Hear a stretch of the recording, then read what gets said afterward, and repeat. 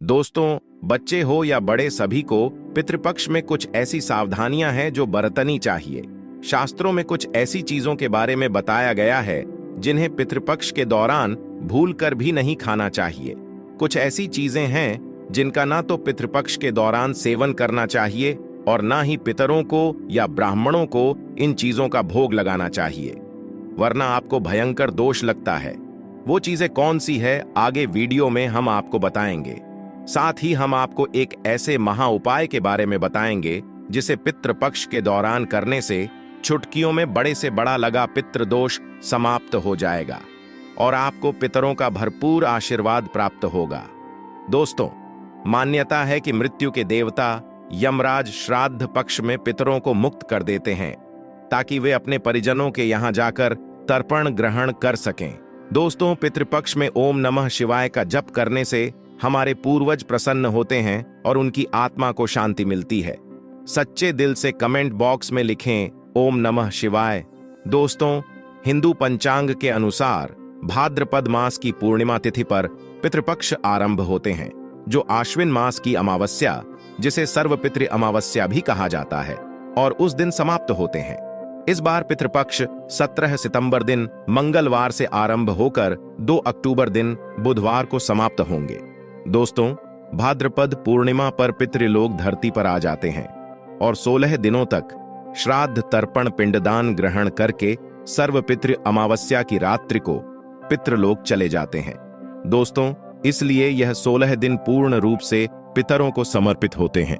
इन 16 दिनों में पितरों की आत्मा की शांति के लिए पिंडदान, श्राद्ध तर्पण कर्म किए जाते हैं।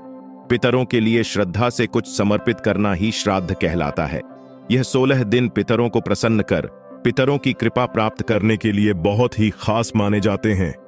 दोस्तों, जैसा कि आप सभी जानते हैं कि पितृपक्ष के दौरान कोई भी शुभ और मांगलिक कार्य नहीं किए जाते हैं।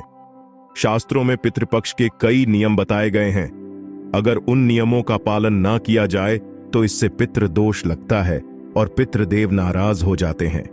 पितृपक्ष के दौरान शुभ और मांगलिक कार्य करने के साथ ही कुछ ऐसी चीजें भी होती हैं जिनका सेवन पितृपक्ष के दौरान भूल कर भी नहीं करना चाहिए। दोस्तों, पितृपक्ष पितरों को समर्पित होते हैं, इसीलिए इस दौरान भोजन का विशेष महत्व होता है। इस दौरान पितरों के लिए भोजन निकाला जाता है, ब्राह्मण भोज कराया जाता है और पंचवली भी दी जाती है। लेकिन शास्त्रों में कुछ ऐसी चीजों के बारे में बताया गया है जिन्हें पितृपक्ष के दौरान भूल कर भी नहीं खाना चाहिए। कुछ ऐसी चीजें हैं जिनका ना तो पितृपक्ष के दौरान सेवन करना चाहिए और ना ही पितरों को या ब्राह्मणों को इन चीजों का भोग लगाना चाहिए।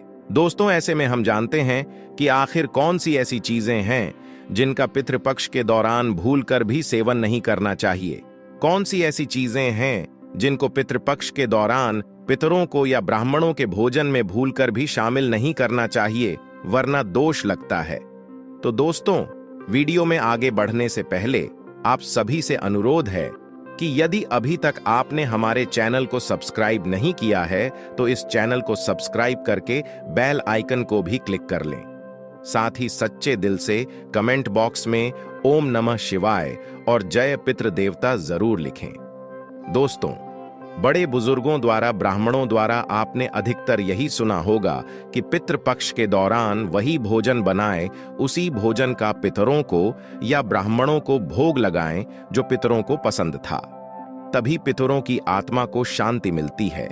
लेकिन यहाँ पर हम कुछ ऐसी गलतियां कर देते हैं जिससे हमारे पूर्वज हमसे नाराज हो जाते हैं। अधिकतर घरों में अधिकतर लोगों के पूर्वजों को लहसुन प्याज पसंद होता है, तो जब भी भोजन बनाते हैं तो उसमें प्याज और लहसुन डालते हैं और पूर्वजों के पसंद के हिसाब से भोजन बनाकर ब्राह्मणों को भोजन करा देते हैं। या फिर जिनके पितरों को नॉनवेज पसंद होता है तो वे नॉनवेज लेकर किसी जरूरतमंद व्यक्ति को पितरों के नाम से दान कर देते हैं, जिससे उन्हें पितरों का आशीर्वाद प्राप्त हो। दोस्तों, अगर आप भी ऐसा करते हैं तो भूल कर भी ऐसी गलती आगे से ना करें। शास्त्रों के अनुसार पितृपक्ष के दौरान प्याज, लहसुन, मीट और अंडे का सेवन भूलकर भी नहीं करना चाहिए और पितरों के भोजन में भी इन चीजों का इस्तेमाल भूलकर भी नहीं करना चाहिए। शास्त्रों के अनुसार भगवान विष्णु और महालक्ष्मी जी को पितृदेव कहा गया है। पितरों का श्राद्ध, तर्पण, पिंडदान सबसे पहले भगवान विष्णु और महालक्ष्मी जी ही स्वीकार करती हैं। उसके पश्चात यह पितरों को मिलता है और भगवान विष्णु और महालक्ष्मी जी के पूजन में प्याज, लहसुन, मीट, अंडे का इस्तेमाल करना वर्जित बताया गया है। अगर आप पितरों के भोजन में मीट, अंडा, प्याज, लहसुन इन चीजों का इस्तेमाल करते हैं तो भगवान विष्णु और महालक्ष्मी जी उसे स्वीकार नहीं करेंगी, और जब उस भोजन पितृदेव स्वीकार नहीं करेंगे तो हमारे पितृ भी उस भोजन को स्वीकार नहीं करेंगे। इसीलिए इस बात का हमेशा ध्यान रखें। दोस्तों, श्राद्ध पक्ष के दौरान पितरों के निमित्त जो भोजन बनाएं या ब्राह्मणों को भोजन कराने के लिए भी जो भोजन बनाएं वह बिना प्याज, लहसुन और मीट, अंडे का बनाएं, और ना ही पितरों के नाम का ऐसा भोजन आप किसी जरूरतमंद व्यक्ति को दान दें। श्राद्ध पक्ष के दौरान पितरों के लिए जो भोजन आप बनाएं वह बिना प्याज और बिना लहसुन तथा बिना मीट, अंडे का होना चाहिए। यह सभी सामग्री शुद्ध भोजन में नहीं डालना चाहिए, घोर पाप लगता है, पितृदेव क्रोधित हो जाते हैं। तो दोस्तों, इस बात का आप खास ध्यान रखें। पितृपक्ष के दौरान आप भी प्याज, लहसुन और मीट, अंडे का इस्तेमाल भूलकर भी ना करें। शराब आदि का सेवन भी ना करें। पितृपक्ष के दौरान बासी भोजन ना करें। इन 16 दिनों में बासी भोजन शैतान को प्राप्त होता है।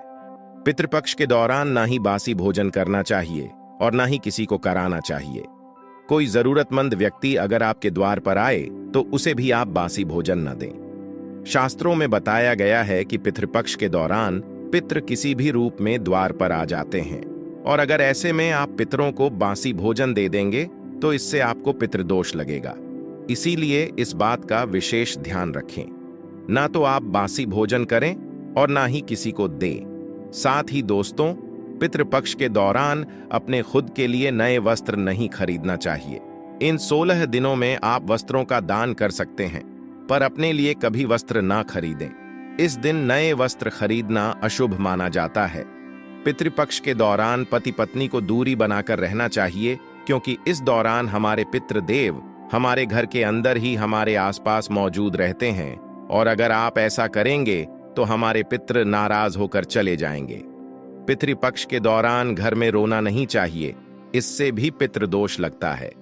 इन 16 दिनों के अंदर खुशी खुशी पितरों का स्वागत करना चाहिए और उनका आशीर्वाद प्राप्त करना चाहिए। दोस्तों, पितृपक्ष में पितरों का भोजन बनाते समय भोजन में चावल, दाल, रोटी ना बनाएं। पितरों के लिए सदैव पक्का भोजन जैसे कि पूड़ी, कचौड़ी, पराठे इत्यादि बनाए जाते हैं। हलवा पूरी बनाए जाते हैं, खीर आदि बनाई जाती है। पितरों को खीर बहुत पसंद आती है। खीर खाकर हमारे पितर हमें ढेरों आशीर्वाद देते हैं। पितृपक्ष के दौरान आप स्वयं दाल, चावल, रोटी आदि खा सकते हैं, पर पितरों को यह चीजें ना दें। लेकिन याद रहे, पितरों के लिए जो भोजन बनाएं, ब्राह्मणों के लिए जो भोजन बनाएं वह पक्का ही बनाएं। जैसे कि खीर, पूरी, मूंग दाल की कचौड़ी, दही, जलेबी, इन चीजों को आप बना सकते हैं। लेकिन याद रहे, पितृपक्ष के दौरान घर में मसूर की दाल नहीं खानी चाहिए। शास्त्रों में इसे वर्जित बताया गया है। दोस्तों, मसूर की दाल के अलावा पितृपक्ष के दौरान काले नमक, काले जीरे का सेवन भी नहीं करना चाहिए, और ना ही ब्राह्मण के भोजन में इन चीजों को शामिल करना चाहिए। पितृपक्ष के दौरान मूली, लौकी, खीरा और सरसों का साग ना तो खाया जाता है और ना ही खिलाया जाता है। श्राद्ध पक्ष में इन चीजों को खाना और खिलाना दोनों ही वर्जित होता है। श्राद्ध पक्ष के दौरान पितरों के भोजन में नींबू नहीं डाला जाता। आप स्वयं नींबू का सेवन कर सकते हैं, लेकिन पितरों के भोजन में, ब्राह्मण के भोजन में नींबू ना डालें। पितृपक्ष के दौरान कई तांत्रिक क्रियाएं भी की जाती हैं। इसीलिए इस दौरान दूध, दही या फिर सफेद खाद्य पदार्थ जैसे कि सफेद रंग की मिठाइयां, बर्फी इत्यादि का सेवन नहीं करना चाहिए। लेकिन हाँ, चीजें आप अपने घर में ही बनाकर खा सकते हैं। दोस्तों, पितृपक्ष के दौरान गाय के दूध का सेवन करने से बचना चाहिए, खास तौर पर वह गाय जिसने हाल ही में बच्चे को जन्म दिया हो। ऐसी गाय के दूध का सेवन भूलकर भी ना करें। पितृपक्ष के दौरान खीर अवश्य ही बनाई जाती है, और खीर का पितरों को, ब्राह्मणों को भोग लगाया जाता है। इसीलिए आप पितृपक्ष के दौरान दूध से ही खीर बनाकर उसका भोग लगाकर प्रसाद के रूप में उसे ग्रहण कर सकते हैं, लेकिन खाली दूध का सेवन ना करें। पितृपक्ष के दौरान खड़ी बनाना और खाना भी वर्जित होता है, इस बात का विशेष ध्यान रखें। पितृपक्ष के दौरान कुलथी की दाल का भी सेवन ना करें। दोस्तों, ध्यान रखें, पितृपक्ष के दौरान आप पितरों के लिए जो भी भोजन बनाएं, उस भोज में आप तिल अवश्य ही डालें। पितृपक्ष में जो पितरों का भोजन बनाएं, ब्राह्मणों को जो भोजन कराएं या पंचवली लगाएं या किसी जरूरतमंद व्यक्ति को पितरों के नाम से भोजन दें, उस भोजन में थोड़े से काले तिल अवश्य ही डालें। शास्त्रों के अनुसार जिस भोजन में काले तिल होते हैं वह भोजन पितृ लोग ग्रहण करते हैं, लेकिन जिस भोजन में काले तिल नहीं होते हैं वह भोजन भूत पिशाच ग्रहण करते हैं। इसीलिए दोस्तों, इस बात का विशेष ध्यान रखें, पितरों के भोजन में काले तिल डालकर ही आप पितरों को भोग लगाएं। काले तिल भूत पिशाच श्राद्ध के भोजन की रक्षा करते हैं, इसीलिए इस बात का विशेष ध्यान रखें। पितृपक्ष के दौरान गलती से भी अपने पड़ोसियों का भोजन भी कभी नहीं खाना चाहिए। पितृपक्ष के दौरान उधार लिया गया पैसा अशुभ माना जाता है, इससे उल्टा कर्ज का बोझ और बढ़ जाता है।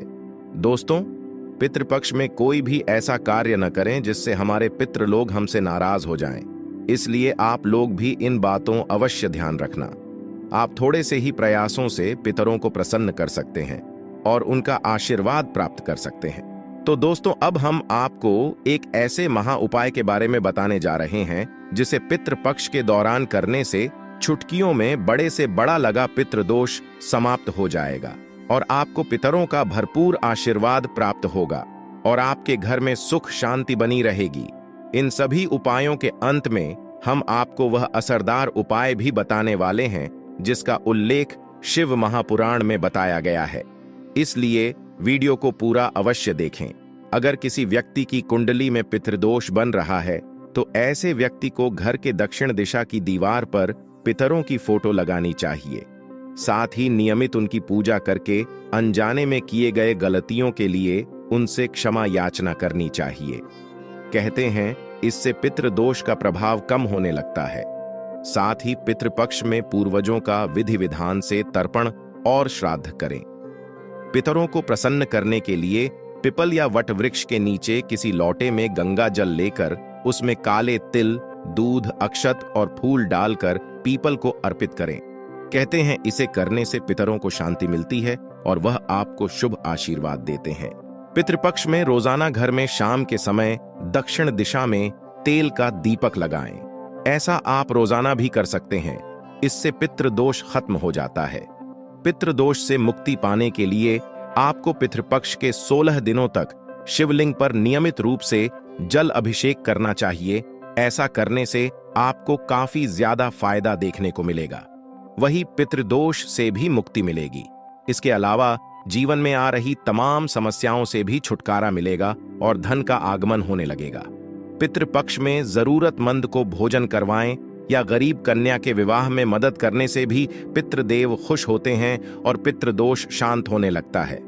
अब जानते हैं उस असरदार उपाय के बारे में जिसका जिक्र शिव महापुराण में बताया गया है। पितृपक्ष के दौरान सबसे पहले आपको एक कटोरी में चावल, बेलपत्र और दुर्वा बांधकर पानी के घड़े के पास रख देना है। कहते हैं ऐसा करने से भी पितृदोष से मुक्ति मिलती है। इतना ही नहीं, पितृदेव भी अपने लोगों से खुश रहते हैं और उनके जीवन की तमाम समस्याओं को दूर करने में मदद करते हैं। अब आप सोच रहे होंगे कि चावल की कटोरी को रखने के बाद उस कटोरी में रखे हुए चावल, बेलपत्र और दुर्वा का क्या करना है। तो आपको बता दें कि 2-3 दिन बाद कटोरी में बंधा हुआ बेलपत्र और दुर्वा शिव जी के शिवलिंग पर अर्पित कर दें और चावल को अपने घर में छिड़क दें, तभी आपको इस उपाय का फायदा देखने को मिलेगा। अब आप सोच रहे होंगे कि चावल की कटोरी को रखने के बाद उस कटोरी में रखे हुए चावल, बेलपत्र और दुर्वा का क्या करना है। तो आपको बता दें कि 2-3 दिन बाद कटोरी में बंधा हुआ बेलपत्र और दुर्वा शिव जी के शिवलिंग पर अर्पित कर दें और चावल को अपने घर में छिड़क दें, तभी आपको इस उपाय का फायदा देखने को मिलेगा। तो मित्रों, ये थे पितृदोष से छुटकारा पाने के कुछ असरदार उपाय। हम आशा करते हैं हमारी यह जानकारी आपको अच्छी लगी होगी। अगर अच्छी लगे तो वीडियो को लाइक करें, चैनल को सब्सक्राइब करें और बेल आइकॉन को भी क्लिक कर लें। साथ ही कमेंट बॉक्स में जय श्री कृष्णा, जय पितृदेव अवश्य लिखें। इस वीडियो को पूरा देखने के लिए आप सभी का धन्यवाद।